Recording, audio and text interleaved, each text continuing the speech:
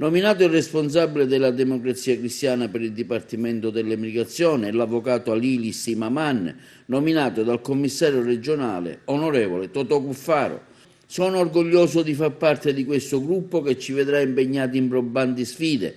Desidero ringraziare il commissario regionale della DC Totò Cuffaro per la nomina, per la fiducia che ha posto nella mia persona, confidando di essere all'altezza dell'incarico affidatomi, che sarà di certo complesso e gravoso.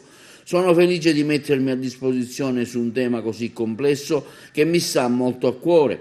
Immigrazione vuol dire non solo richiedenti asilo, ma soprattutto integrazione, seconde generazioni, che sono tutte sfide da sostenere. Affronterò e affronteremo con lungimiranza i temi dell'immigrazione, rigettando i toni urlati, ma cercando di affrontare con competenza le prove che oggi ci si presentano e quanto ha dichiarato l'avvocato Alilis Imaman.